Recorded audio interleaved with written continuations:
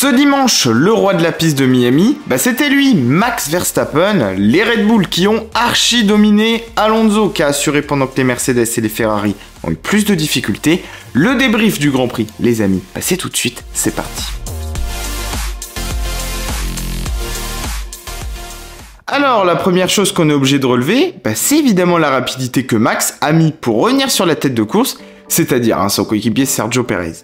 C'est simple, en 15 tours, il s'est retrouvé deuxième, qui plus est d'ailleurs en gomme dure, et ça, ça montre une nouvelle fois que chez Red Bull, on est clairement dans une autre ligue, et on l'a vu d'ailleurs dans tous les dépassements, il n'y avait vraiment pas photo.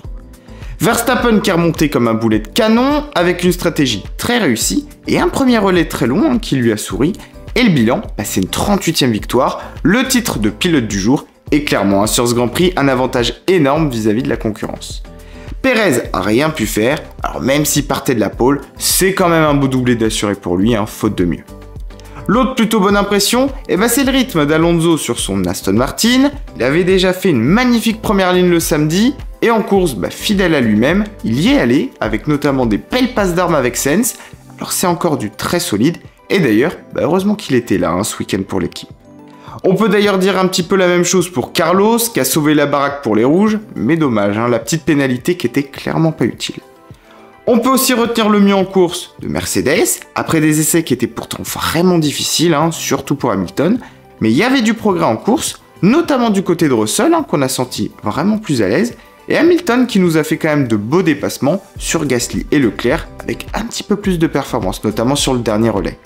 Sans oublier nos Alpines qui retrouvent aussi les points après un week-end vraiment bien mené, il n'y a pas eu d'erreur et c'est finalement ce qu'on attendait un petit peu après 2 Grands Prix brouillons. Un petit point aussi pour Magnussen qui s'est mis clairement en avant à domicile pour le team et faut le dire, il en avait bien besoin pour confirmer sa position en interne. Alors c'est rare mais Leclerc va devoir faire un gros travail d'introspection sur ces 3 jours de Miami. 2 erreurs très coûteuses à la suite, en essai puis en qualif, c'était déjà une pilule très difficile à avaler, mais on pouvait quand même s'attendre à un petit peu mieux le dimanche. Résultat, il a passé tout son Grand Prix dans le ventre mou, à devoir lutter avec les As, et pire, j'ai envie de vous dire, à même pas pouvoir prendre le dessus, alors c'est quand même la douche froide. Alors forcément, quand on a cumulé les sorties en amont, on n'est plus trop en confiance pour la course le dimanche, mais quand on repense à Bakou, il y avait quand même sûrement mieux à faire. Parti 7ème et arrivé 7ème, c'est clairement pas cette place qu'on a envie de le voir, même si c'était quand même un poil mieux en fin de course. On peut aussi d'ailleurs retenir le manque de rythme des McLaren, qui ont été littéralement inexistantes du week-end. Éliminé en Q1, Norris s'est même fait toucher par De Vries au départ. Ce qui est sûr en tout cas, c'est que le petit mieux de l'Australie et de l'Azerbaïdjan, il est pour l'instant vraiment loin, et ça, ça nous montre qu'on n'a vraiment pas encore trouvé les clés dans l'équipe. L'autre performance très décevante, c'est celle de Lance Stroll, qui s'est déjà fait humilier en qualif en restant bloqué en Q1, pendant que Fernando lui jouait la première ligne. Alors en course c'était à peine mieux, mais il termine, j'ai envie de vous dire, même pas dans les points. Donc le gap de performance des 2 pilotes Aston, il était quand même vraiment énorme. Et attention quand même à Lance qui devra à tout prix que ça ne se reproduise pas. On peut aussi noter le dimanche difficile pour Hülkenberg et De Vries, qui se sont fait quand même dominer assez nettement par leurs coéquipiers ce dimanche.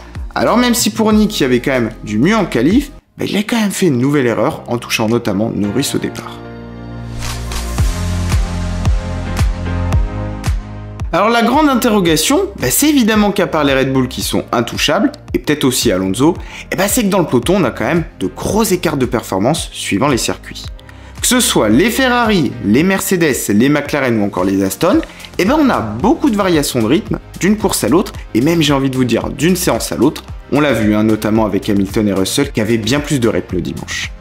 Alors ce qui est sûr, c'est qu'en tout cas, au moins, dans la bataille pour les places d'honneur, on n'est pas déçus. D'ailleurs, on en profite aussi pour se tourner ensemble sur les résultats de la course, avec le récap du top 10 de ce Grand Prix de Miami.